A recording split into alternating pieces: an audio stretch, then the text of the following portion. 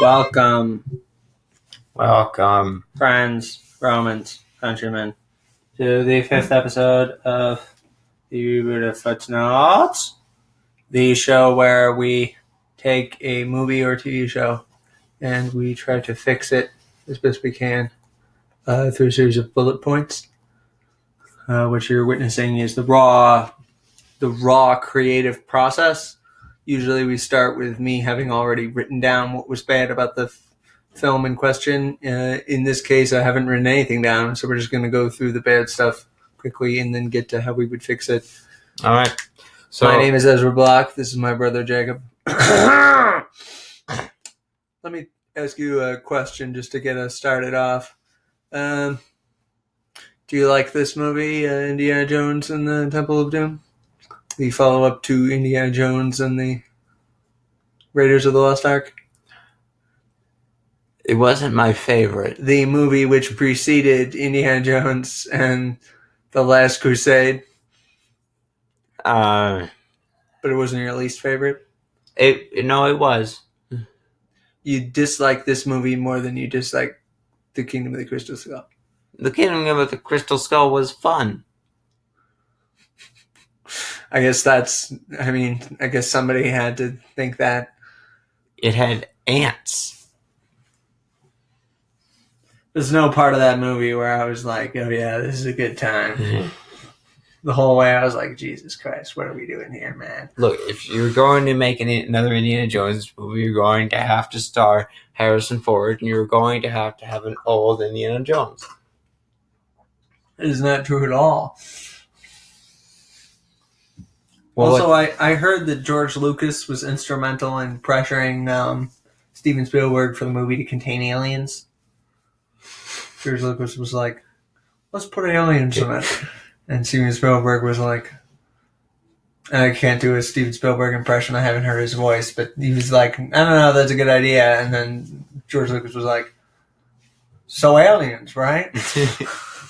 That's what I've heard from, I haven't looked extensively into it, but we're not here to talk today. We're not here today to talk about Kingdom of the Crystal Skull. We're here to talk about the Temple of Doom, which the two of these actually have very similar names. You get them confused a lot for some reason, I found.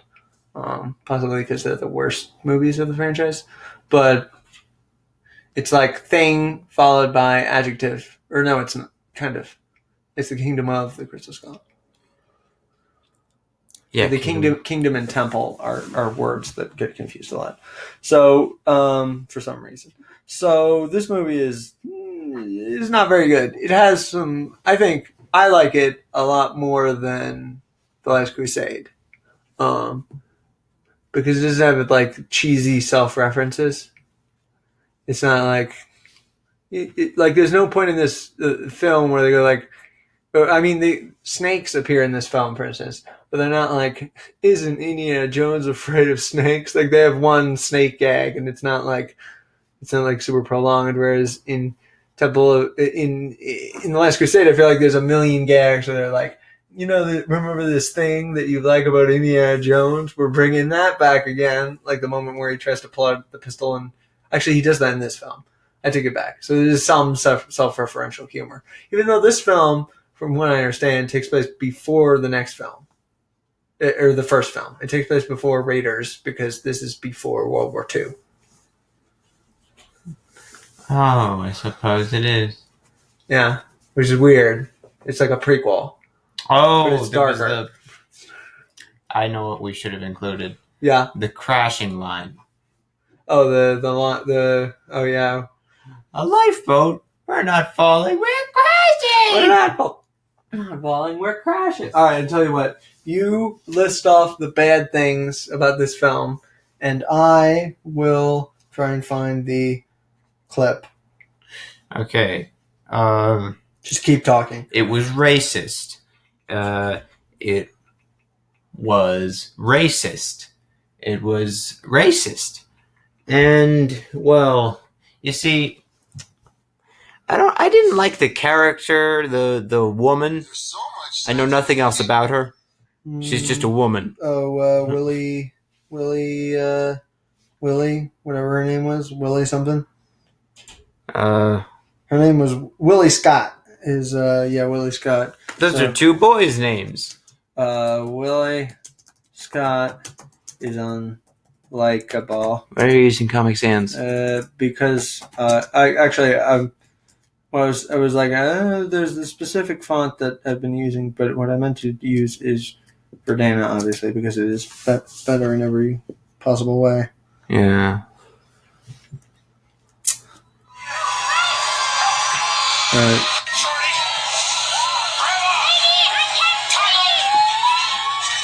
No, that's not the right one. A lot of crashing noises.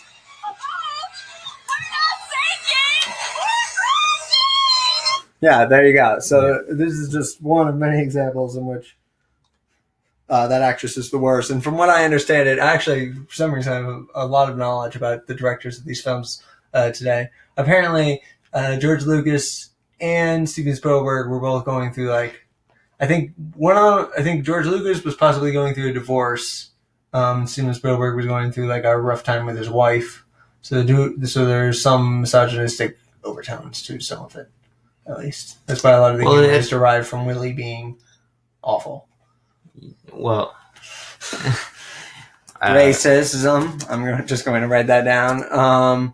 The landing on a mountain in a lifeboat is one of those moments when you think, wait, could that happen? No, stop. You just said that you can't say that. You just said that The Kingdom of the Crystal Skull is a fun movie. There's that one scene where all the ants come out and they eat a guy and then they drag his body underground. Let me ask you a question. Where are they going to drag his body? Are the tunnels that the ants make big enough to carry a human being? If so, why? There aren't enough human beings in the Amazon to sustain that kind of life form. It doesn't make any sense. They're just bringing them to more ants so they can be digested. It doesn't make any sense, Jacob. And then brought to the queen. It doesn't make more sense than them falling down the side of a mountain, that's for sure. They're being brought to the queen ant.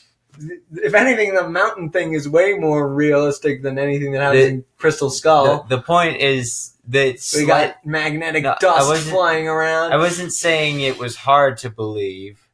I was saying maybe it could happen. Yeah. Obviously, the ant eating people probably can't happen. It can't happen. I'm just telling you. Well, the ants could eat people, but they're not going to drag the body away. That doesn't make any sense. It's the same thing with the atomic fridge. You might be able to, if it was like a lead-lined fridge, you might be able to survive inside there, but the heat is going to melt the door closed, so you'll suffocate inside of it. Yeah. Unless. Also, you being thrown around in it would probably be enough force to kill you. Or enough force to open the door. That doesn't make any sense. And why would a refrigerator be lead-lined anyway? And probably wouldn't. I mean, it's not a thing. I don't think you could survive an atomic blast inside a refrigerator. Yeah, there was a lot of... It was really silly. Yes. All right, so I'm writing down goofiness followed by extremely dark content. So there's a lot of... So, children being kidnapped, children being enslaved, children being hypnotized, people being mind controlled by this nightmare serum. Mostly children. Mostly children, but also Indiana Jones, who later hits what's the name of that kid? Short Round, which I hate just saying it. Short Round is unlikable. I think it's. And I found actually watching the film again that I didn't. I think the last time I watched it, I was like, this is awful. I hated Willie and I hated Short Round. But the last time I watched it, I didn't hate them as much for some reason. Or I guess I didn't hate Willie as much. I think I still hated Short Round because that actor is just not very good and his voice is so grating.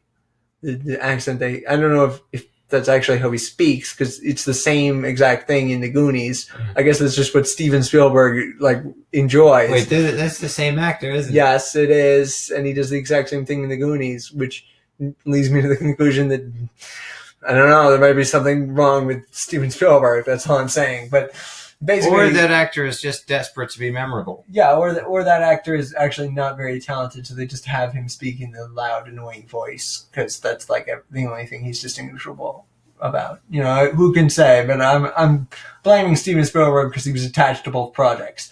I'm blaming the child. Well, he was a director, so he had more creative control over how the actors. Maybe they had a quarrel, and the kid has a grudge against Steven Spielberg. Well, wait, that doesn't make any sense. Why did he appear in 2 of his films then? To spite him. Okay. Yeah, he was like, this film is going to be awful. I'm going to make it worse. Okay, another thing.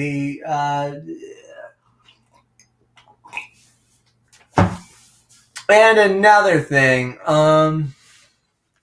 The beginning sequence is prolonged, right? Or do you like the beginning where they're going for the diamond and they're doing the? Well, I don't like. And then he kills someone with a burning shish kebab. Okay. This scene is what brought us to. I don't like Indy's friend showing up and then immediately being killed. Oh yeah, that was terrible. That was a terrible idea. Yeah. Wait, wasn't Short Round a taxi driver? Yes, he drove a taxi in, and then he ends up like he knocks into the back of a rickshaw. That's what it's called, right? A rickshaw, and like just pushes it along. It's a very this is the problem. The humor, the humor of this film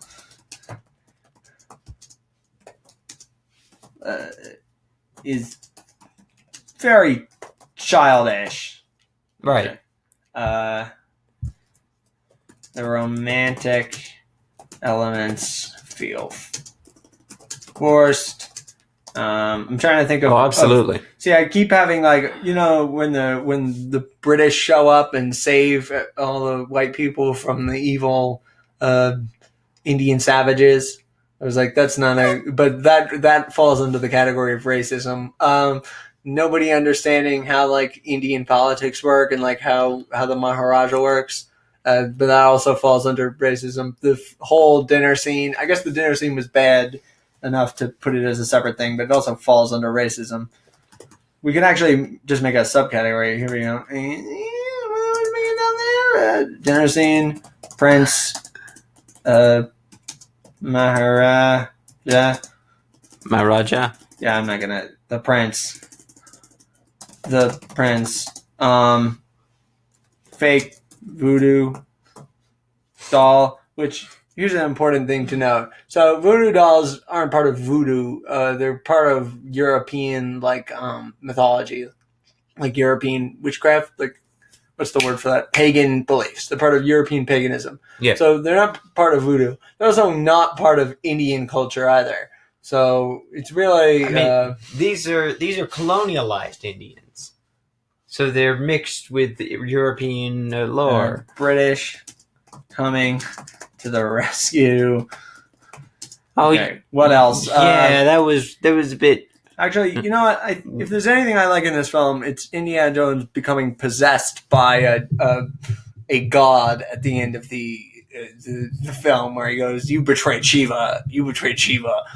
Right, and he starts shaking the thing. Wait, which god would that be? He betrayed Shiva.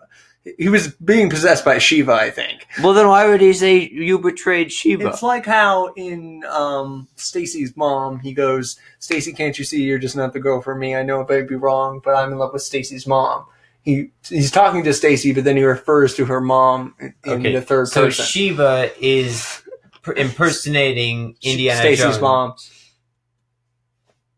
What? Is that racist? No. This is a joke. No, okay, but other thing, misunderstanding of basic Hindu mythology. So the being that they depict as the evil, like the devil to Shiva's god, the female goddess, is not evil in Hindu mythology. From what I understand, that being is not She's not like hated. It's not like devil worship to worship her. Well, yeah. She's part of like the natural order of things. I forget her name. I could look up the plot. All of the gods were worshipped by someone. Yeah, but she's not like, it's not like how Set is like an evil god in Egyptian mythology. Alright, so now Lao Che, he's an 11-year-old Chinese psychic short round. It's going to have stones. And the point of worship Kali. Alright, so Kali is, Kali. Kali. Kali is not bad. Kali is not bad. Now, the section of the movie where, they got the cult and they're underground, this is based off, I don't know if you know this, but the word thug derives from an Indian cult that were called the Thuggas, or the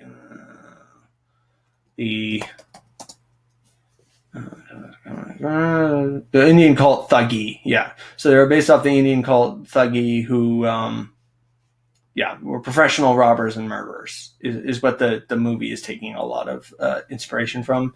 And I thought I heard like they were possibly cannibals. It looks like they strangled people. I thought they were possibly cannibals, but it doesn't look like that. But yeah, that's what they're taking the inspiration from, but it's completely misplaced because there's no understanding of Hindu mythology, which is really a shame. Because in the first movie, they have like this, like the whole explanation of the Ark in like Jewish mythology is like well done.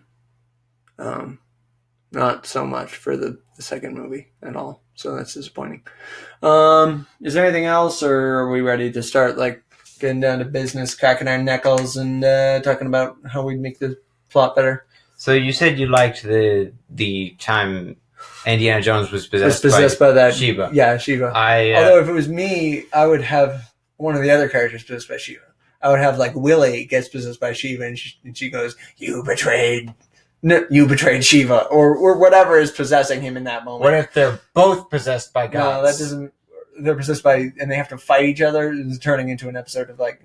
Yeah, I was gonna say Mortal Kombat. So while he's brainwashed, Dragon Ball Z, he gets possessed by like Kali or whatever, and Shiva possesses Willie. I don't think this is a very good idea. Okay, we might have to scrap the whole possession angle altogether. Like the mind control, I think that works. I like the fact that the movie is darker than the previous film. Like it feels more like a comic book. It feels more like a pulpy novel. It's like a horror, but it could definitely benefit from toning down some elements. I believe it's also a lot shorter, which I appreciate. Is it shorter? I mean, Raiders of the Lost Ark was terribly long. Yeah, but it was a good movie. It was competently made. Yeah, but if it were shorter, then I would have watched it. If I do have any, if I have any criticisms of that film, is that at the end it just got. I know the whole point is like, well, God will sort out the Nazis, but like at the end of the film, Indiana Jones sort of gives up because he's unwilling to destroy the Ark with his rocket launcher. So he's unable to save Marion, and the two of them get tied to a post, and then just they open the Ark and it kills all of them, and they're fine. And after all that, that's kind of anticlimactic. That at the end, they don't like the heroes don't do something proactive to get themselves out of the situation. The villains just kill themselves accidentally. And I get that's like part of the point of the film, that the Nazis are ultimately self-destructive in their search for godly power. But it does feel kind of weak. Whereas in this, at least, like Indiana Jones, he goes through, he does all the trials. He beats up the big guy, right? Actually, if there's any problem with this film, if they have too much action, it's like an action explosa. Like there's no, like in Raiders, there's a lot of moments between the action, like quiet moments where they're hanging out or they're figuring something out, or like they're on the boat, right? The cruise boat. But then like there's none of that in this film. like in this film, like even when the characters are having like even when they're talking over the dinner, it's supposed to be like they're bringing out this horrifying food and isn't this weird, right? And then like immediately after dinner, then someone's trying to assassinate each of them, right? Like there's no room to breathe, and then after that they're in the it's just like one thing after another. And then once he breaks free, there's never there's not like a moment where there's like I'm free, right? It's then he frees the children, and then the guards attack, and then he kills the guards, and then there's the big guard, but he can't shoot him. He has to fight him on the conveyor belts as they slowly move towards a grinding stone that doesn't really make much sense, but okay. And then as soon as he's there for, and why do they have to be on the conveyor belt? They're crushing rocks. The rocks. I don't know why they're crushing the rocks. The rocks that they're picking up. That's also not how you crush a rock. Are they mining gold in that? Or I'm trying to remember what the plot exactly is. They have the stones. Yeah, that's the other thing, is that the evil thing they're making the children do, they kidnap the children and they're forcing them to mine for them. Yeah. I guess just like gold or diamonds or whatever, but it doesn't tie in with them stealing the rocks.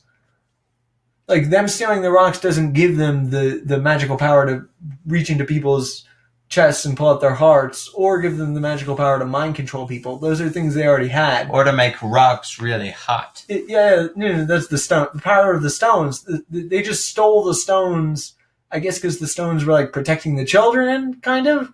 Or, like, they just hated, I guess because they just hated Shiva, but, like, it doesn't make it doesn't benefit them.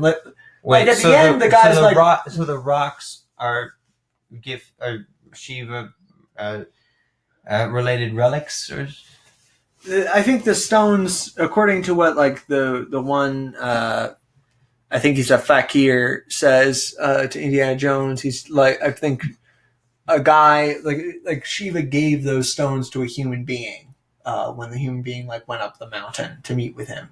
What did you say he is? A fakir. Could you say that again?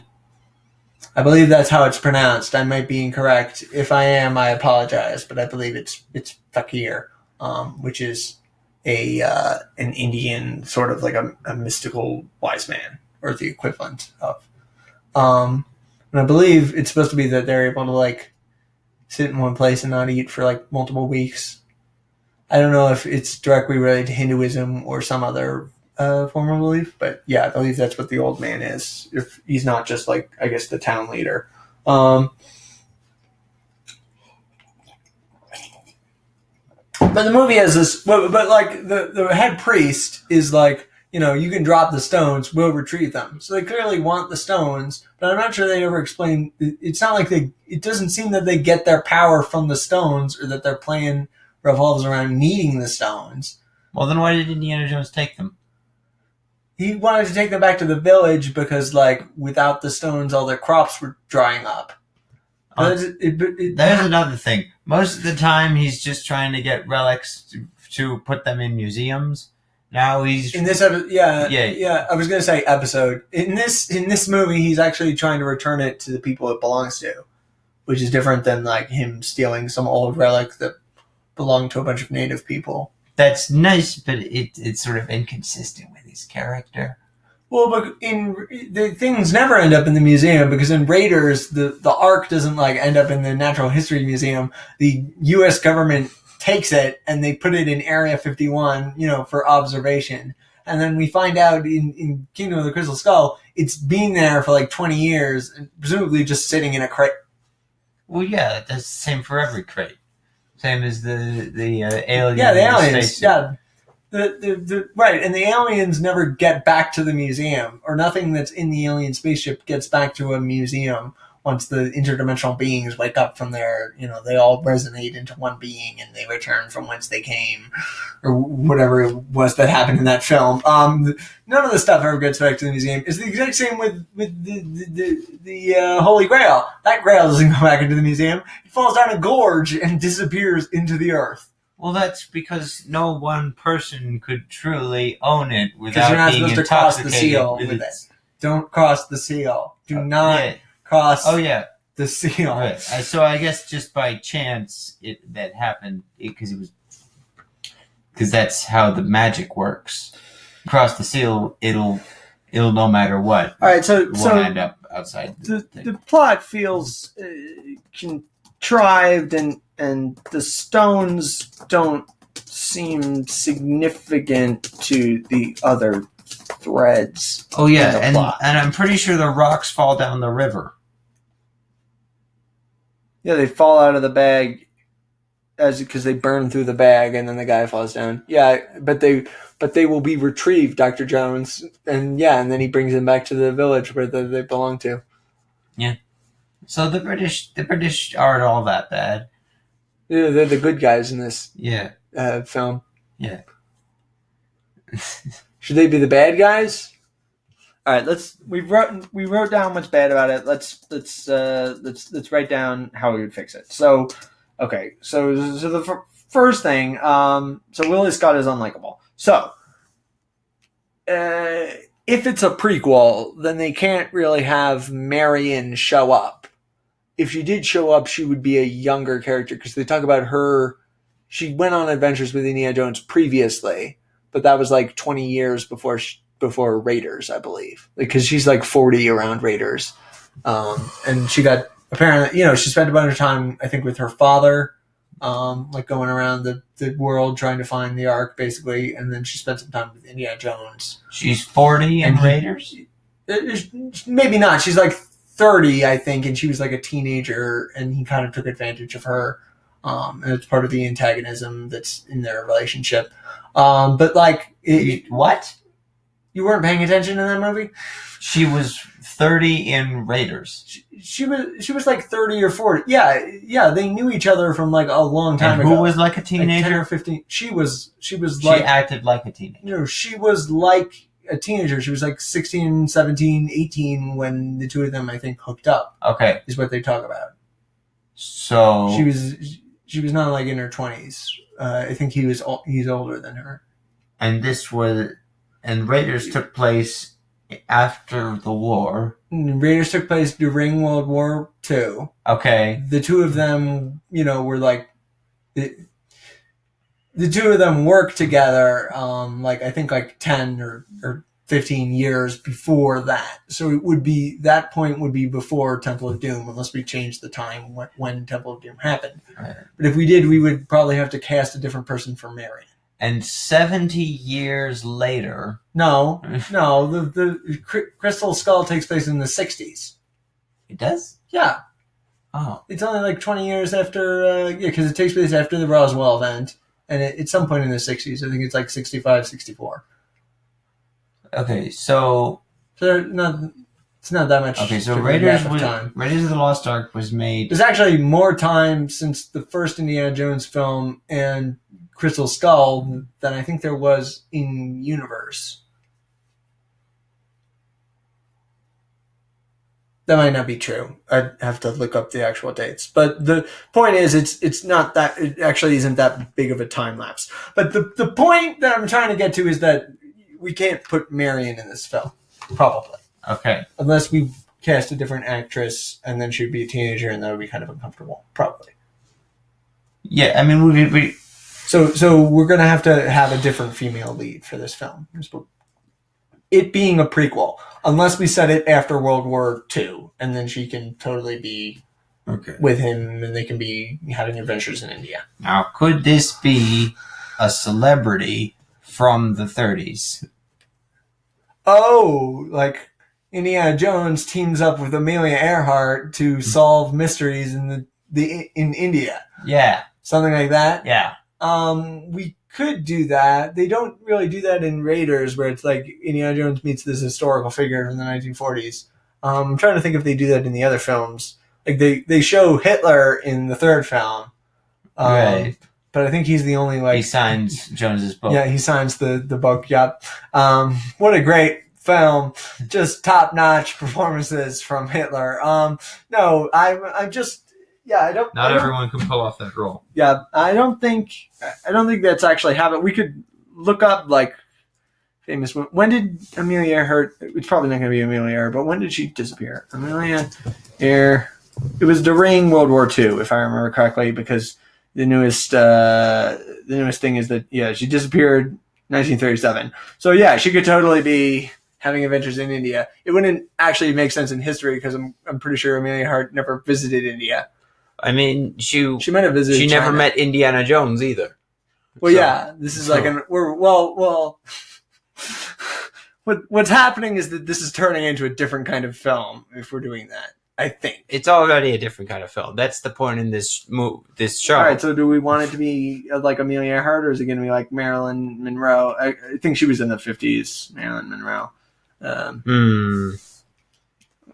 And then we'll see hints of that's far too dark.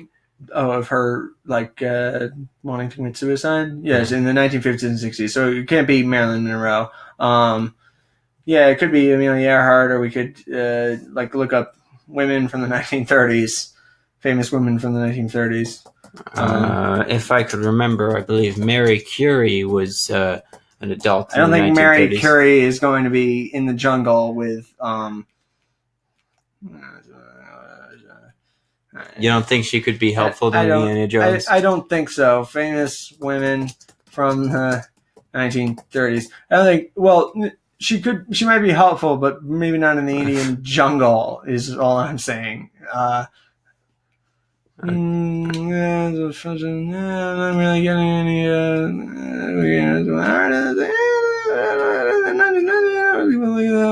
Yeah, see, I'm not seeing a whole lot of options. It looks like we're probably stuck with Amelia Earhart.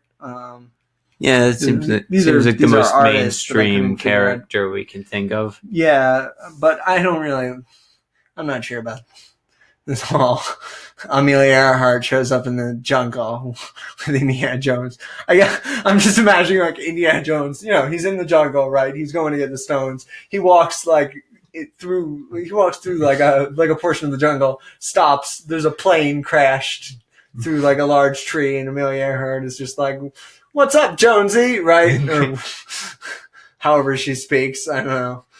Is this just going to be the night at the museum, Amelia Earhart? Hopefully not. Is that how she actually was? Nope. Well, then no, it's not. And I don't want her to be like that. Neither do I. Look, it just seemed. Well, the other thing is, it would be kind of sad if this movie is like Indiana Jones is going on adventures with Amelia Earhart, and like we know that like 5 years later, Amelia Earhart is going to disappear and quite possibly die. Oh. Like that's kind of weird thing to set up in this film. Like none of the characters know, but Amelia Earhart is, she's gonna die. I guess it also means we know she's not gonna die in the film, although we're pretty sure that Willie isn't going to get killed by anything.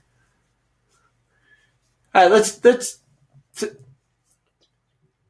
Well, yeah, we could be like Indiana Jones doesn't need a love interest in this film.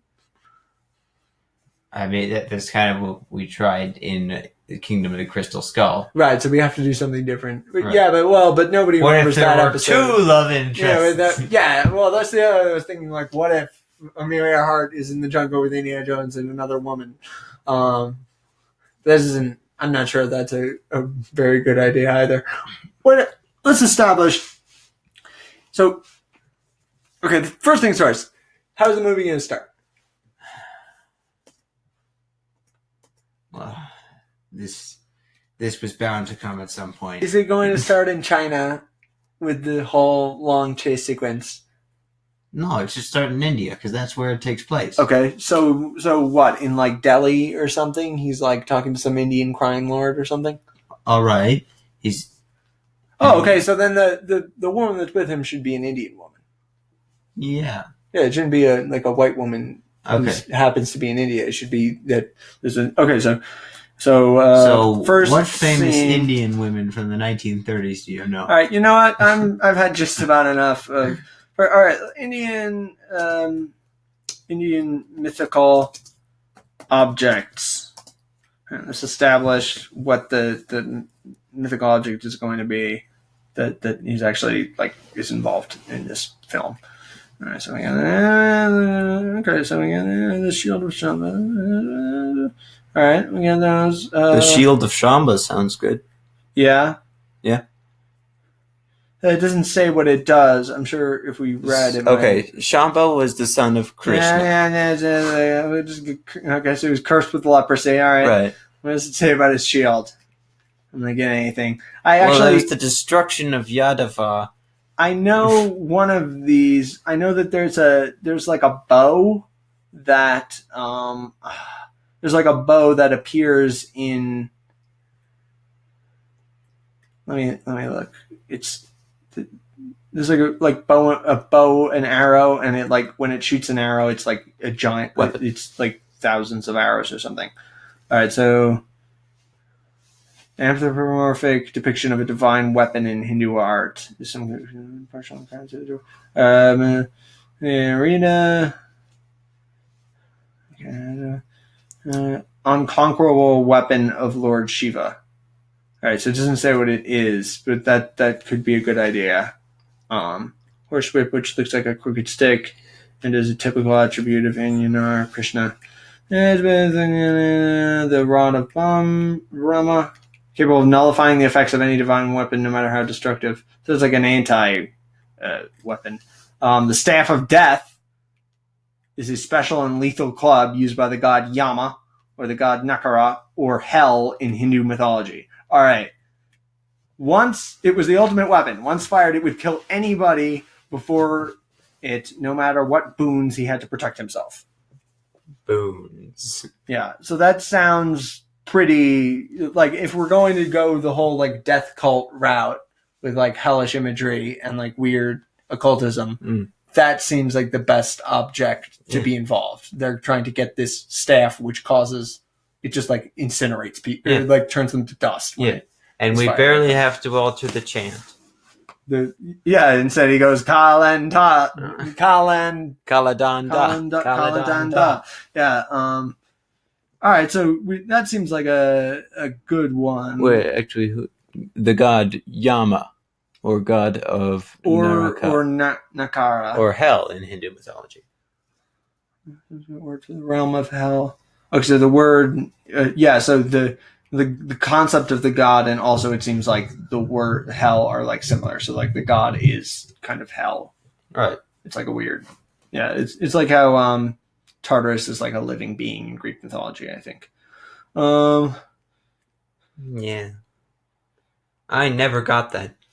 Yeah. Okay. Okay. So you think the Kalanda, the staff, Kaladanda, the Kalandanda. All right. So first scene, Indy is bargaining. India. He's bargaining. Indy. First scene, we begin with female character. I'm going to look up. Should I look up like Indian female names? Sure. I don't know that many. I don't remember any, but I think I would know some.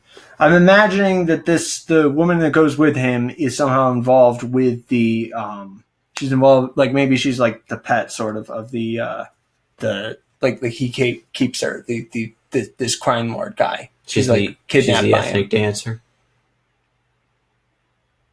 There's like some kind of human trafficking thing going on, and he like kept her, basically. Not just children.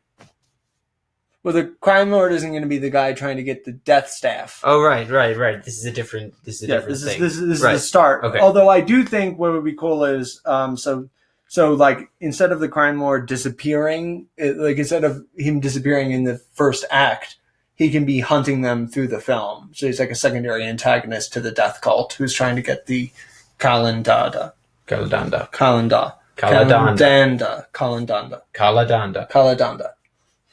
Not that hard. Okay, crime lord is attempting to capture or kill them throughout the film. Wait, the first scene we begin with female character. With the female character. I was going to write down her name once I was able to like find it. Let me find Bala? Death. Is there anything about that? All right, nope. Okay. I was just trying to find it. Like maybe that some of the names were. Okay, what about love? Punita is holy or pure. If we're gonna have that, her name is like significant to the them finding the staff or like stopping it. Yeah, I suppose there's a bit. Nitya, very expensive of Hindi Nitya, which means always eternally. I like that one. All right. I got it. Okay, so yeah, I think that'll be. I can imagine Callie. We could call her Callie.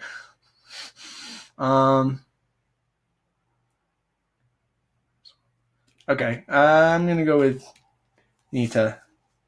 Begin with Nitya. We begin with Nitya eavesdropping on Indy being dragged in shackles to the feet of the, or he's like at least like tied up, like his hands are tied behind his back. What if his hands and legs are tied together behind his back? What if he's tied to a rod and they carry him like they're going to put him over a big fire? What if he's locked inside a cage that they're going to slowly submerge into a tank full of sharks? Being dragged with his hands The sharks are the tied Jaws family. behind his back in front of the crime lord. All right. The crime lord going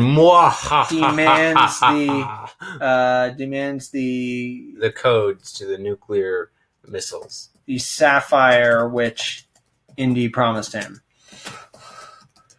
Yeah, And Indy tells him that it got lost somewhere along the way. Classic Indy. They search him, but don't. They say they've searched him, but haven't found it. But it turns out the guards are actually the British Armada. The guards drag him off to a cell and lock him up. Yeah. Nita comes down to speak with the crime lord, where we see how One does not simply their speak with the crime lord. relationship is. We could come up with a name for him, but really at this point I'm just rolling with it. She then What about hummus? No, That sounds evil, you're just right? being racist now. Quit it. Sneaks off to the cell and sees Indy untying himself.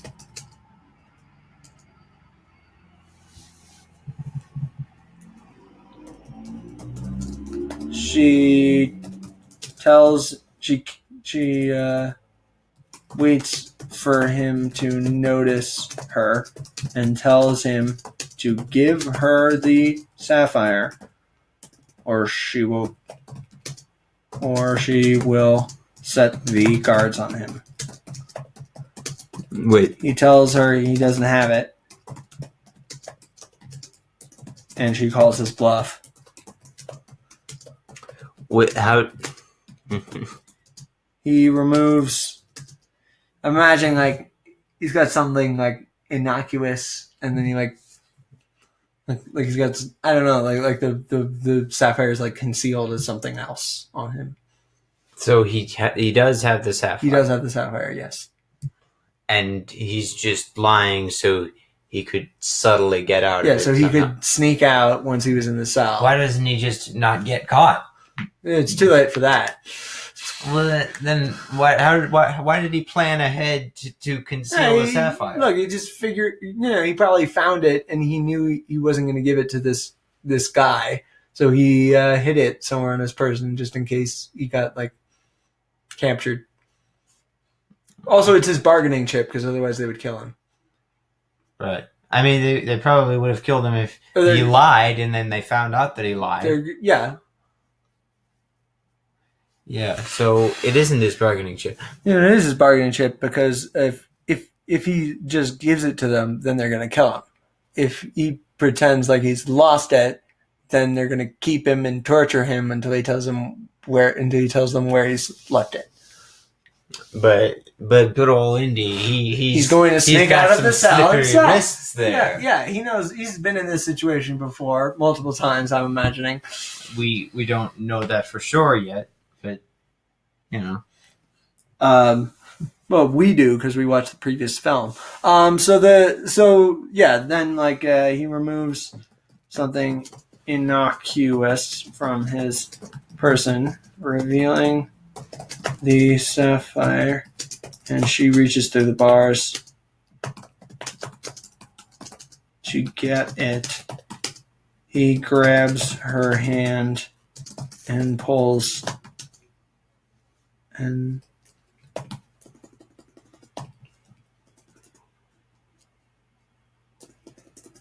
imagine he like grabs her hand, pulls her against the bars, and then like gets the key from her. Yeah, you silly female. He grabs her hand, pulls her against the bars, grabs the key from her. Gets the key, unlocks the door, and then a guard appears.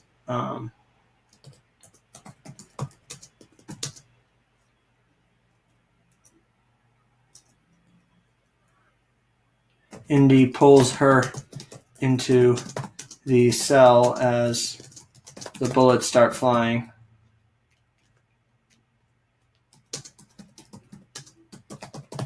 And they escape out the window of the cell. Yeah. While the guards try to unlock the cell without the key.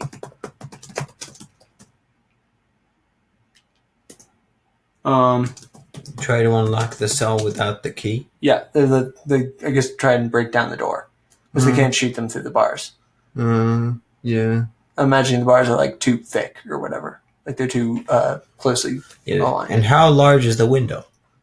It's like, it's not super big, but it's big enough for you to squeeze out. With, I assume some wiggling. I assumed the window would have been above reaching height. Nah, it's probably like he boosts her up and then he grabs the edge. I don't know if he has his whip, but he probably doesn't at this point. But there's probably like a small like bed thing, like a wooden bed that he can stand on top of to get to the window. He does have his whip in this movie. He doesn't. Yeah, he does. But at this point, they've searched him, so he probably doesn't. Okay, so when does he get it back? Oh, he's going to. He's going to have to wait. It's later in the movie. At the end of the movie, he's going to get it back. Yeah, that's right. In the final scene, he gets his whip back, and then he whips someone's hand and grabs the death rod out of it using the whip, and then he shoots them with the death rod, and the bad guy dies. Yep, you got it. I am immortal! All right, so Indy and Nita slip through the window and land in a wagon, because they always land in a wagon. Yeah. It's like the scene from this film where they land in Shirt Round's cab, but instead they land in a wagon pulled by like oxen. Yeah. Because they're in like Delhi, right? Or wait. Yeah. Yeah. They're in like they're 1930s Delhi. So. Crowded streets of See, we Delhi. get to be racist because it's 1930s. They climb the wagon takes off and the guards pursue them in a truck. They're going to catch up to him with a truck versus a wagon. Oh, I've got it. So what if there's like a whip that's like on the wagon, right? for getting the oxen to move. Yeah. And Indy like grabs the whip and whips it so that the oxen move. Right.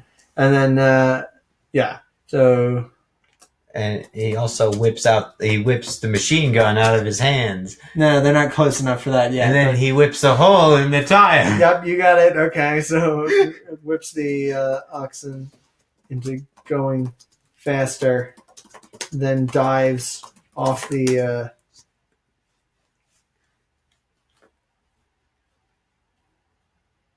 Actually, I'm imagining. Okay, so they slip out the window and land on the balcony of the party that the crime lord is having. They run through the party. Guards enter. Lots of shooting, fighting, screaming. Go out another window. And then bigger one this time. Chase scene across the roofs of Delhi. I'm not sure what they look like. Nita seems like she might turn Indy in at one point, but does not, and actually saves him. They land on the back of a wagon, or like on, or do they have like they had buses back then, right? Like in Delhi. Imagine they like land on the roof of, or they land on the roof of like a train. Yeah. Well, yeah, they have buses in Delhi. Land on the roof of a train, and some guards pursue them and get kicked off. One of them falling beneath the tracks, Indiana Jones style.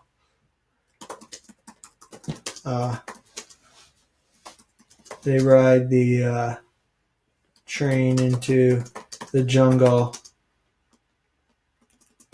Let me get a map of India so that I know where Delhi is and where they're going. All right, so Delhi is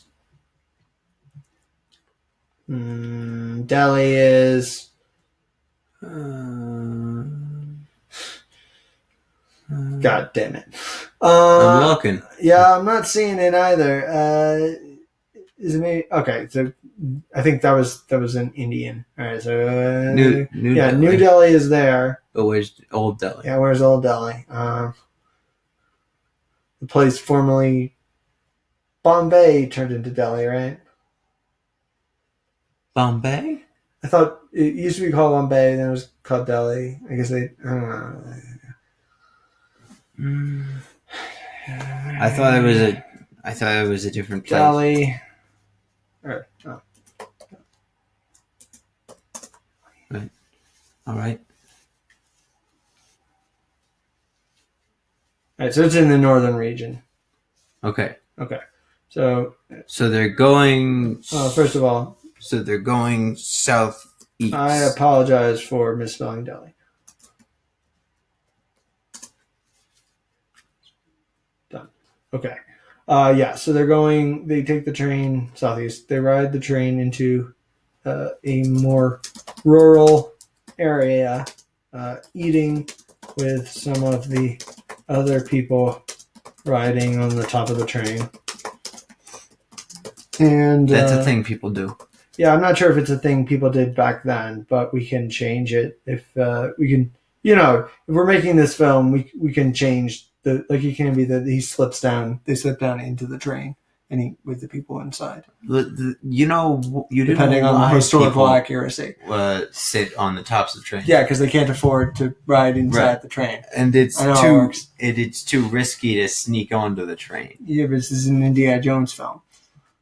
Also, he's Indiana Jones. He just beat up a bunch of guards and was pursued across rooftops, avoiding submachine guns and landing on top of a moving train. which he then battled men on top Right. of. So. No one stops Indiana Yeah, Jones. he's fearless. Not even the Indian public transportation Yes. system. Yeah, not even the Indian public transportation system. And Indy explains how the importance of the sapphire to the history. Explains the history of the sapphire. She asks if he wants to take it to the British Museum. And he tells her he has a contract to do much better.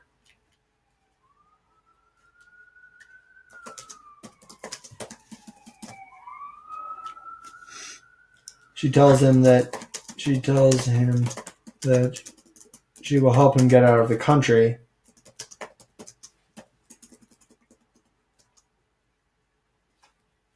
What can she offer him in this situation?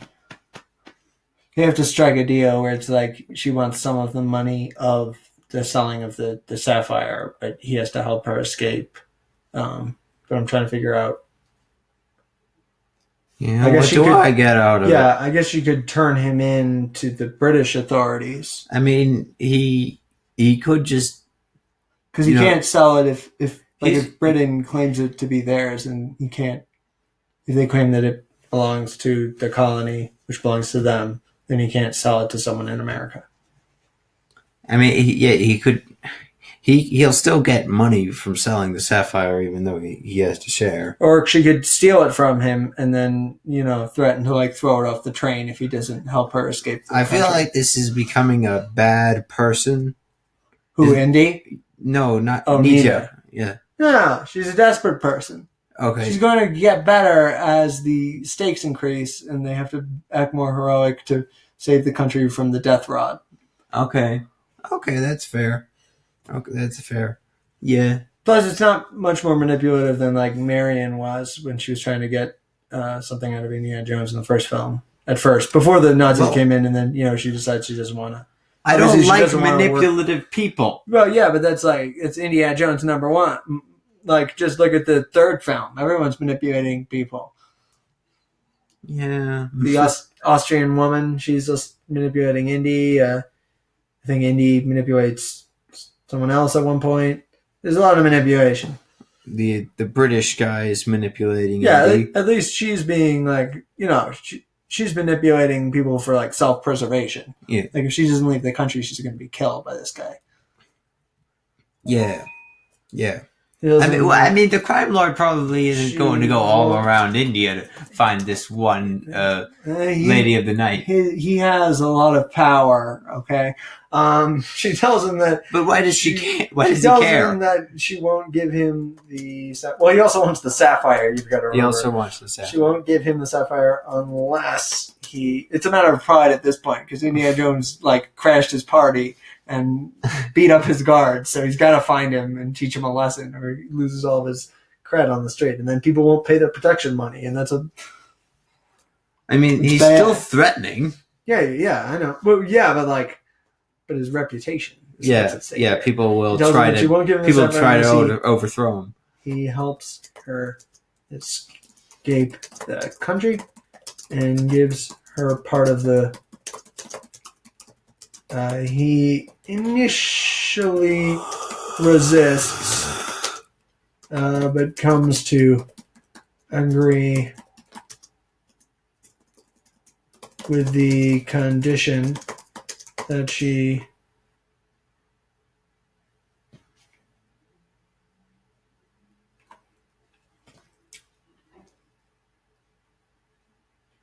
initially resists, but comes to agree with the condition that she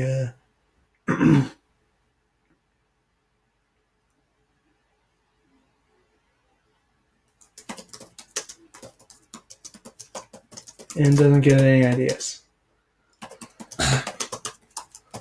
All right, cut to. So here's what I'm thinking, right? What? We set it up that there's this death cult, right? Who's worship Yama or Nakara. Nakara sounds more threatening to Naraka. Naraka. Wait, he's the god of Naraka. Naraka is a Sanskrit. It's the god, right. the god Yama, or the god of Naraka. Naraka is the word for hell. It's like Yama is the name. So some death cult is worshiping Yama, and we start with showing this death cult. Then I don't know. I guess we start with a.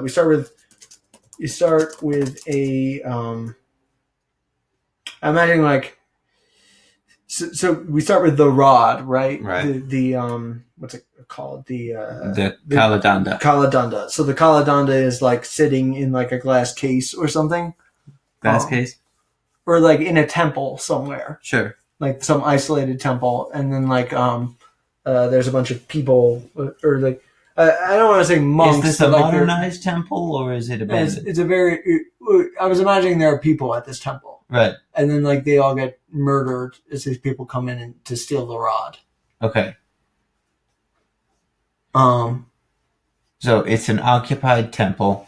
Yes. And then everyone in the temple gets killed as these people wrapped in black cloaks walk in, probably killing them with swords and knives and stuff. Yeah. For Yama. And for Yama. We start with the temple of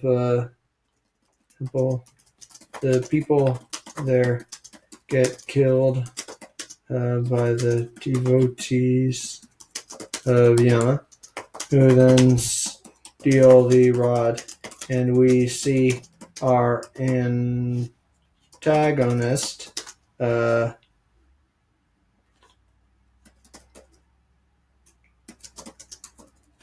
what's the name of the evil wizard? The evil wizard? The guy who reaches into people's hearts. I think his name is just Kalima. Yeah, that's not his name. Molaram. Okay, no one would have remembered that. Well, they don't say his name very much. We say our antagonist Molaram, who takes the rod and aims it at the last remaining and use it and fires it at a tree, causing it to wilt and collapse into ash. Can you say who takes the rod and fires it? Takes the rod and fires it at a tree to prove that it works. I just want to get this out of the way. Is this movie animated? No. So this is using special effects. Yeah. This tree is going to wilt, creak, turn into ash. And we're going to make a time lapse of this? Yeah. I don't get it. Well, you could just shoot it at a person and kill them, but I wanted what I'm imagining here is that these guys, they steal this rod because they want to use it against the British, basically. Right. To take back India. To take back India. In the name of Yama. In the name of... Right, well, yeah, kind of. But then, it turns out that these guys are not as bad as the British, who are trying to take the rod for themselves, because it's a really powerful weapon. Yeah, and British is good.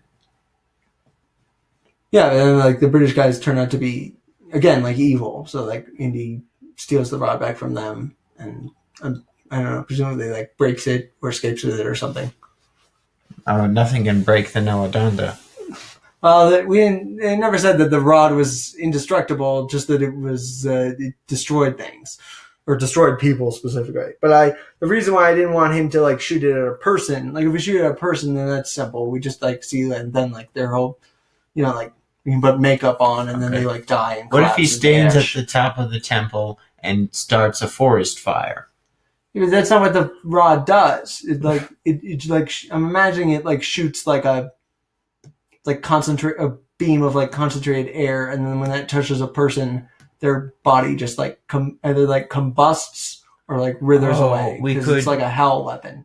We could use crayons like they did with the faces. We could make the tree out of crayons and have that melt.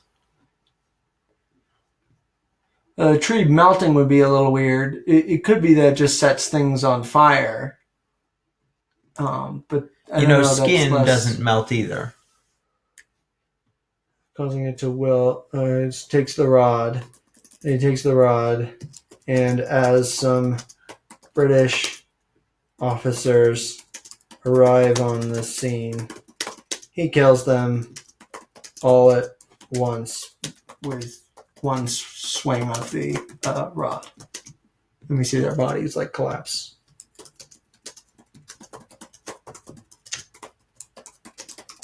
And their veins turn black. Okay. Is it going to slowly kill people or just immediately kill people? I'm imagining it immediately kills people. Right. It's a death weapon that's like on par with the incineration of a bomb. No, And we see them turn to ash. Yeah. Done. And out of the ash, demons shall arise. No, that's fine. We're good enough right now as it is. Train arrives in station. Indy and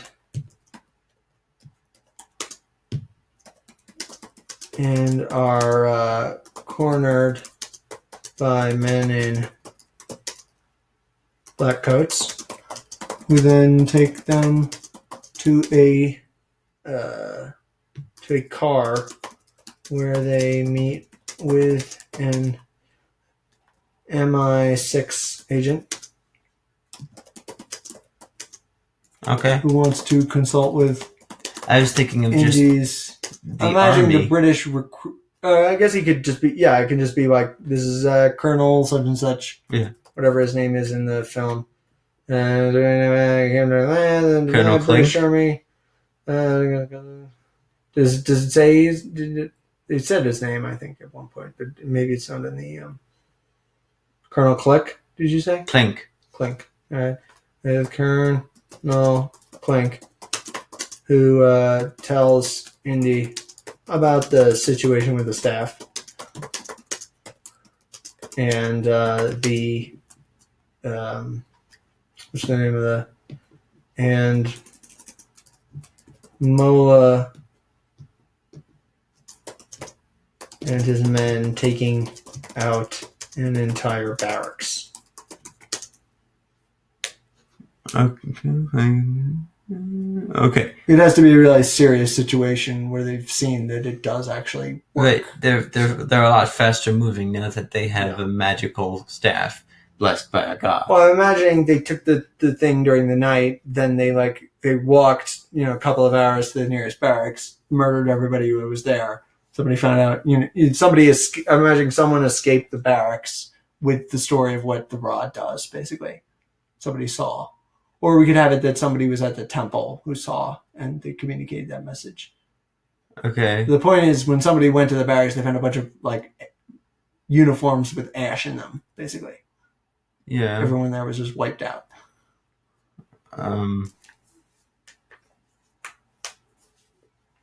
Yes. Yes. Okay. Indy tells them about Nagara and Yama and the purpose of the staff. Colonel Clink asks him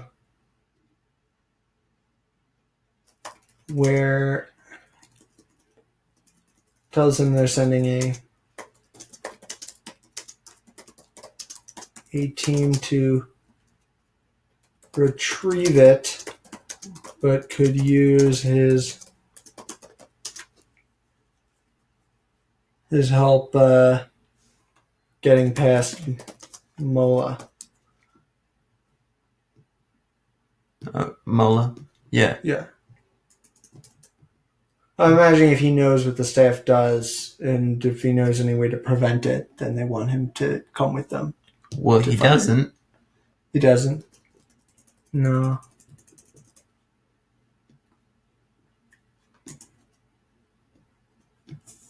So... I'm trying to figure out. It makes sense that they would recruit him to do this for them because presumably he's in this country illegally. They have him like by the throat, basically. Right. He's not supposed to be here. And since he's made so many interactions with sapphires the British Army, stealing sapphires from some like ancient temple, and then getting in trouble with the the local crime ring. Yeah, the local crime ring. I thought he was the national crime ring, the crime ring which the tendrils of which extends across India. Yeah, they like he has to work with them basically, or they'll turn him over to the crime lord. Well, now it sounds like the British Army is bad. Yeah, so they're sending him on like a suicide mission basically to get the staff back. Okay. Well, you call it a suicide mission, but you see Indiana Jones will never die. They tell him he's going with a crack team to retrieve the staff.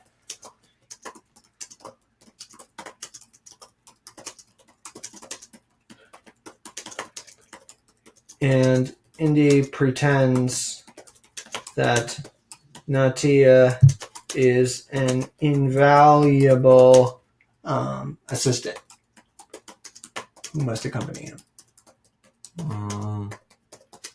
Yeah. He still wants the sapphire, and if they just send her out, she's going to get killed. So it makes sense that he's trying to get her to come with him. Glencoe tells him the situation with the staff. Indy doesn't believe him at first, but he shows him some photos of what the staff did to the men.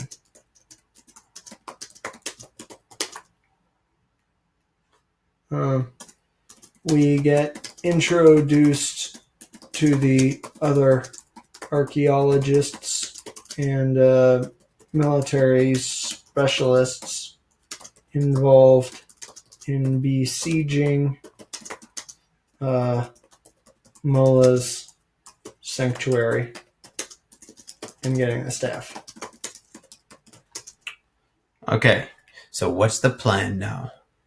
How does he sneak past Mola and get the staff? Well, actually, that's exactly what he does. He sneaks past Mola and gets the staff. I'm imagining it turns into a heist film. Right. Okay. For a little bit, where they come up with a plan, and then Indiana Jones swims in, through the moat, the river that goes underneath. Yeah. Right. He comes up through the sewers. Okay.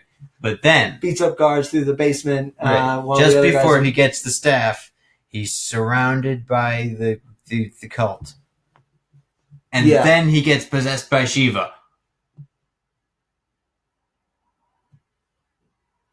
I wasn't imagining that. No, I was... Okay, what if he gets possessed by Yama? When you said that, I was thinking they kidnap him and then they mind control him. No, I was thinking Shiva would help. Yeah. No. Well, if Shiva should show up in the third act... Like a celestial besiegement. Right now, this is still just the second act. Oh, it's still the second act? Okay. This isn't the climax of the film, I think, them getting the rod back. I think they have this fight in the at the sanctuary to get the staff. And then either they get the staff and they bring it back to the British Army, but then they see that Indy sees at least that the British are doing something really bad with it. And so then they steal the staff back. There's a chasing the British, and then he gets possessed by, the spirit of somebody and uses the staff to basically stop them. So Yama uses his psychic connection to possess Indiana and bring the staff back to them. Right. Or I was thinking, what if they get the staff, but then they and he gets shot or something and left for dead. Okay. And then the crime lord gets him. Okay. Or so they're besieging the place, right? They're besieging the place. They get the staff. Then the crime lord shows up at the end and kidnaps Natia. and then Indy steals the staff so that he can steals the staff back from the British Army, murders, like he uses the staff to, threaten the crime lord and his gang, basically. Frees Natia, and the two of them escape the country on like a boat. Okay. Or a plane. Wait. Yeah, because they're in a landlocked region of India. And they escape on a plane into the Nepal. Yeah. Into some neutral area. Into Tibet. Yeah. Well, I think the British owned that too at this point in history, but yeah. Okay. Yeah. I don't know if Pakistan. the actual film takes place after Indian independence. I believe it does, but this film should take place. It'll take place earlier, basically. How about Pakistan? We can play fast and loose with the time rules, even if Indy was too young to be doing this at this point in time. But yeah, they could. I think wasn't Pakistan also owned by the British at this point? The British owned a lot of Asia. How about Laos? Look, you don't have to say what country they escape into, just that they escape in an airplane. And that's the climax? And that's the climax. Is then him, he fights his way through the crime guys, right? The British show up. He gets possessed by Shiva or Yama, right? He gets possessed to use the Death Staff again. Then escapes in a plane. He flies up in the sky and then besieges the entire forest. Or he probably doesn't actually. He doesn't kill the British guys, but he steals this. He steals the staff. Okay, I've got it. So the crime lord kidnaps Natia. And blackmails Indy into stealing the staff for him because now he's seen what it can do after following Indy and Natia. Okay. And the whole crack team. After he shows up at the sanctuary, he sees Mullah get killed by the staff. Mullah. Yeah. Yeah. Then Indy steals the staff from the British. He does the old switcheroo. He switches the staff for just a stick or something. Right, he brings the staff to. That's actually a stick that I painted gold, you fool. Yeah, he brings the staff to the crime lord. Right? He gives the staff to the crime lord. The crime lord's now I'm going to use this to kill you and her, and you're both going to die horribly. Right? Yeah. There's nothing you can do about it. Right? Then Indy is possessed by the spirit of Yama. Right? He takes the staff as the guy's trying to fire it at him. Yeah. And he turns it back on him. The guy gets shot with the staff and he dies. Yeah, okay. So they're both holding it. Yeah, they're both holding it and they're struggling. Yeah, right? and both being overwhelmed by celestial power. And the maybe the staff begins to crack. Yeah, and as the staff cracks, the whole the area starts to shake. Yeah, there's a big earthquake. You want to take down the weapon, the ultimate weapon of hell. I'll take you down to hell. Yeah, I'll take you. Right. Yeah, you want to see Nakara. You want Yama's power. I'll show you what it is. Yeah, something like that. You're gonna see what this thing can actually do. And then I guess the British descend on the area as the British Army descends on the area because they're not just super absorbent jerks; they're also cowards. Yeah, they descend on the area, right? The building begins to collapse, right? I'm imagining the staff snaps when the two of them are struggling with it, and then a big. I guess this is the same as the third movie, but I'm imagining a big hole opens up in the ground, or maybe a hole opens up in the ground, and then the hell Nakara actually comes up, darkness and fire and stuff comes up through the place, and yes, and there's a giant moving face that's supposed to be Yama. Well, we don't have to necessarily. We could. Okay, we don't have to do that. Maybe there's a sort of voice. Yeah, it could be there's a figure sort of, or the outline of a face that comes up through the guy, the crime lord. And then Colonel Quinkman shows up and he gets incinerated by the hellfire, and his flesh burns away off his bones. Okay. Natia like grabs like an unconscious Indian, like pulls him out of the temple basically, and they like get into a plane. Yeah. And fly off, and then like as they're flying off, she like shows him that she like stole a bunch of new gems from the crime lord when they were in the palace. That's kind of hilarious. The other thing I was imagining was her being possessed by Yama. Wait, where's the character development for Nitya? Well, I'm imagining, they bond in the train, and then they bond when they meet the crack team, right? Yeah. And then, she gets kidnapped. Then he steals the staff from the British Army. Maybe she escapes her kidnapping because of like a trick he taught her about. Like maybe it can be like she asks him at some point, like, "How did you get out of those ropes?" Right? Yeah. And he shows her like it's a really simple trick. You just do this, this, and this. Yeah. And it unties you. And at the very end, and then she does that thing when she's captured. And Nitya says, "How did you get those jewels?" And she says, "It's a very simple trick. I'll teach you." It's a very simple trick. I'll teach you. And they, and you get the flirty smile as they fly off into the sunset. Beautiful. Yeah. Right. Something like that. Art. Yep. Great. Of course, Indiana Jones is now an enemy of the British military, which isn't great. But see, the other thing I was imagining was like he gives them. Well, the colonel that threatened him is dead, so maybe he didn't make a full report. Well, that was the thing I was thinking of, was that if the colonel is dead, then like maybe the thing like falls away, sort of. Yeah, he didn't ever make an official report, so the rest of the military doesn't know. Yeah, maybe he like wants the staff for himself or something, because he like maybe he particularly hates the natives here, and he wants this for like to maintain the totalitarian rule. Like maybe this is like in the beginning of the movement for free India, and he wants the staff to silence that basically. Are we trying to give this an allegory? No, I'm just trying to come up with like a reasonable way that this can resolve without Indy being on the run from the British government forever, because they're going to extradite him from like America. Like there's no him being a professor if they're like out to get him. So I'm imagining like, what if he like the way he tricks them is that he gives them a staff that's like identical to it. Mm-hmm. So that they think they have the actual staff, but it won't work. Because it isn't really magic. Yeah, I'm trying to figure out how he would trick them, like how they would escape. Or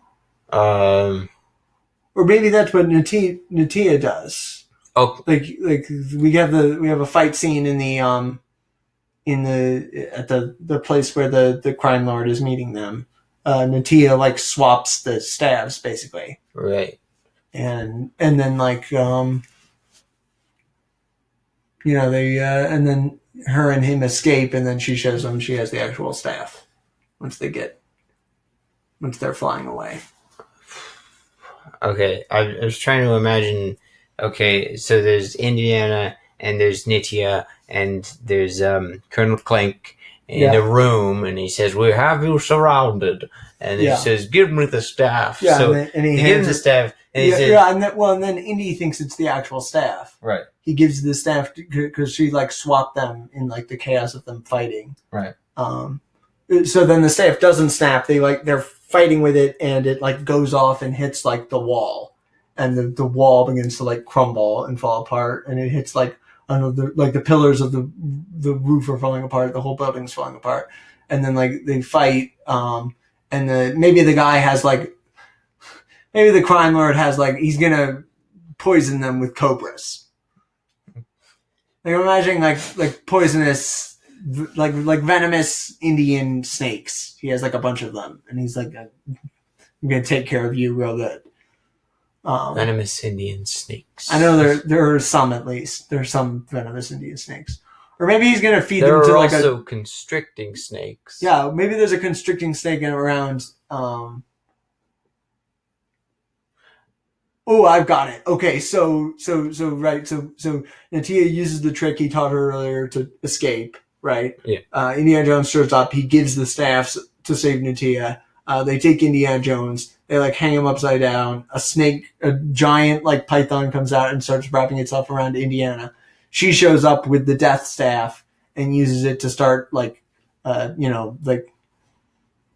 killing the guys, the guards. Really? Or no, she like aims it at the rope that's like holding Indiana. Because this is a sort of a infinite power kind of weapon. Yeah. I assume it would have been a bit more tempting. What do you mean? To use it for some other stuff. Well, the only thing it can do is like destroy things. Okay. It's like a weapon of mass destruction. Okay, yeah. So yeah, any sensible person would understand.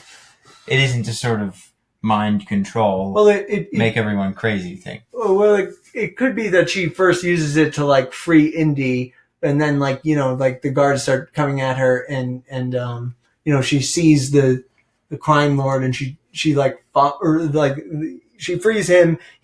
Indy fights the guards. She follows after the crime lord to get revenge on him using the staff. Mm-hmm. And then he gets on his knees and he like begs her not to do it. And then like Indy shows up behind her and tells her like not to, as like the building's collapsing. And then the crime lord grabs the staff. Yeah. And then Indy grabs the staff as well. Well, no, at this point I'm imagining the British, they like escape the building and the British show up.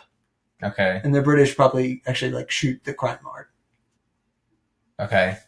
And then they like give us the staff, right? And Natia hands him the staff. Or this, I'm trying to think. Yeah, I'm imagining they escape and then they give the British the staff. The staff is the fake staff. Or the eruption previously caused an earthquake that kills everyone and drops the staff underground. Well, it's the same thing as the third movie where the cup rolls underground. Yeah, but there's no. But it's the exact same. It could be that at this point, it could be that instead of her tricking the British at this point, she actually gets possessed by Yama. Mm-hmm. And then all like hell breaks loose. Mm-hmm. And then I'm imagining she actually she dies or she goes, her spirit moves on in some way.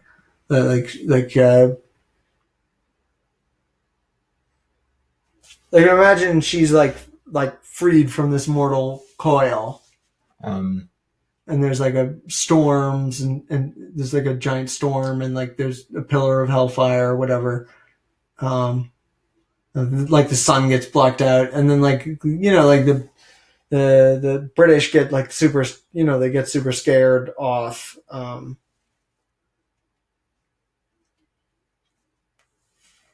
Well, because I'm imagining then they wouldn't arrest if the staff is then lost forever, destroyed. Or maybe that's the thing. She snaps it. Yeah. And the energy released is it's this huge beam of energy. Yeah. Right. And Indy sees her it's painful to the British when it touches them, the light that's expanding out. Mm-hmm. But it doesn't hurt her. Mm-hmm. And she moves on to the next plane of existence. Okay. Why do you want Nitya to die? Well, because then it's not really Indy's fault, so they probably wouldn't arrest him, and then he can escape the situation, basically. I think he has an excuse to escape at this point. No. Then he can escape the situation without him being, arrested for treason and them following him. First, he isn't British. No. You know what I mean? Then he's not an enemy of the British government. Yeah, but I think this is fine. I just didn't want her to die. Yeah. Well, the other thing is that there could be other... Okay, I've got it. So there's other characters in the crack team, right, of archaeologists and stuff. Yeah. They're handing over the staff. Right. Yeah. One of the archaeologists says to Quinkman, let me take it. Or like it tells them to like lower it onto the ground instead of like handing it over because they might use it as a weapon. So they've got like guns trained on them. They tell them to put it down. The archaeologist takes it, and then they split it in half. Okay. And I'm imagining this archaeologist probably was in Mola's sanctuary and like witnessed something pretty horrific happen to Mola. Yeah. Like I'm imagining the British Army didn't kill Mola. Maybe they like grabbed him and they took him off to torture him for information. And this is like wearing against their, their conscience at this point. Yes. And then like the thing explodes and there's like a beam of light and everything goes crazy. Like the sun gets blacked out and like hell is opening up. And I was imagining it was nighttime. Yeah, I was imagining it was daytime, but sure, it could be nighttime. What if it becomes daytime? The sun the moon turns and red. Then the sun turns black. The moon turns red, and the stars disappear from the sky, and like the world is like full. And then Colonel Quinkman gets his flesh melted off in the like beam of pure energy. Yeah, and then Indiana Jones and Natia fly off and she has the jewels. Yeah. All right. I think we made a nice movie. Pretty good. Yeah. Would you say it's better than the original movie? I would say it's better than the original movie. It's a little light on character. So like without Short Round, it's just the two of them, and there are a ton of. I'm imagining we get some scenes with them in the jungle leading up to them breaking into Mola's sanctuary. Yeah. We get some scenes where they bond with the other people who are part of the team, or at least we get, and then the people who are in the team can be interesting characters. Oh, and then like it can be that everyone in the team except for Indy, Natia, and this other archaeologist got killed, getting the staff back. And so like the British government doesn't really care. Basically, even though they got killed.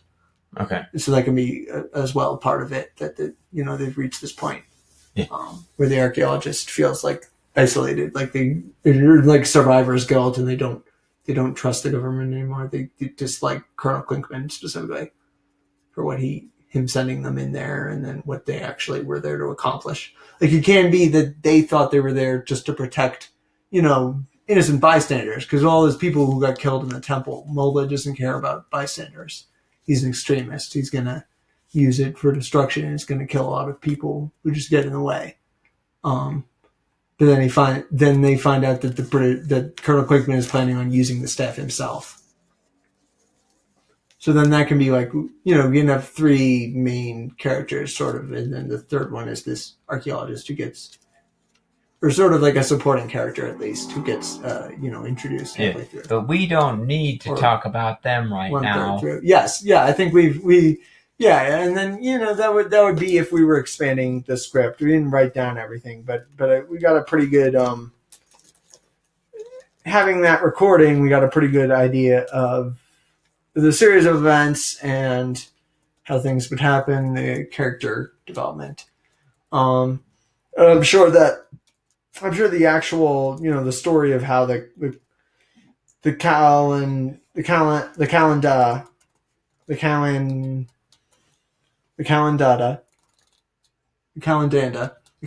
I'm sure the actual story of the Calendanda, there's stuff that we should look into if we were writing the Naladanda? The Calendanda. Calendanda. Calendanda. I'm sure the actual story, I'm sure it's not like their version of hell is not exactly the same as what I described with brimstone. I mean, if it's called hell, then it's I'm sure it has similar things that we can use. It must have a different aesthetic. Yeah, despite it being having similar. From the description, it says Nakara. It looks like place of torment. So it probably has like darkness and fire, or at least ideas of suffering. But I think I think we got a pretty good thing going there, and then we got some cool. Somebody got possessed by a god, kind of. Just like in the original movie. So I think that's enough for tonight. Yeah, it's getting pretty late, so we should wrap this up. If you enjoyed the episode, please leave a comment. If you think you know how to do something better, then go screw you. Then please, by all means, tell us.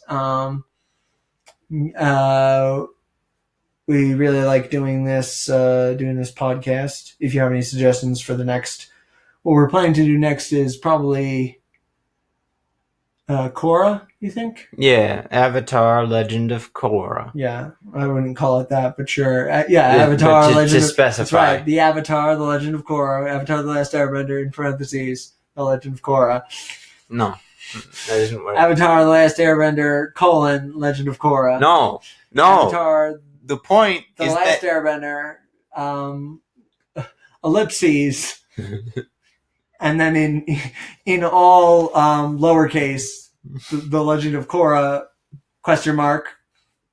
The point is that there's volumes, and the first volume is The Last Airbender. The second volume is Legend of Korra. It's dumb. That's when they're like, we're making 3 movies for The Hobbit. That's like when they're like, yes, we're the Marvel movies. They're in different stages. But it's like, they're not really. You're just, like there's no coherent through line that makes it a specific stage. They could start and stop at various places. You're just deciding when they do. It's just like years, specific sets of years. And specific sets of sequels. All right, good night. I hope you enjoyed this. You just overcomplicated it so much. I know, but I'm just saying it doesn't make sense to me. Hopefully this was better, or at least hopefully we had less screaming in this than in the actual Temple of Doom. But and less racist accents, and less misogynistic stuff. Exactly. Yeah. Yep. And more interesting stories. Exactly. Yeah. And just a more well-written movie. Ooh, do you think that the archaeologist, the one who survives and who breaks the staff, do you think that there could be a woman, right? And then maybe Indy knows her already, and then they are both archaeologists. Okay. And then they flirt at one point, and that makes Natia jealous. I'm just thinking in terms of the romance element, that seems like something that would happen in an Indiana Jones film. Has that happened in an Indiana Jones film? No, not so far, because they haven't had more than one woman, I don't think, in an Indiana Jones film. So. We can't have more than one woman in an Indiana Jones film, otherwise it becomes a woman's movie. Right, in the 4th one, they have because the villain is a woman, the Russian crazy lady, psychic fencer. Yeah. Just use guns, woman. Guns are so much more effective than swords. Yeah, but swords are more classy. Yeah. And no one expects you to be able to use a sword. Mm-hmm. No one why would you? Yeah, that's right. They're going to be real surprised until they pull out their gun and shoot you like in the first Indiana Jones film. But it's a different kind of sword. Have a nice day. And punch that like button. And scream as you fall down the side of a mountain. We're not sinking, we're crashing. Then why does the plane have a boat?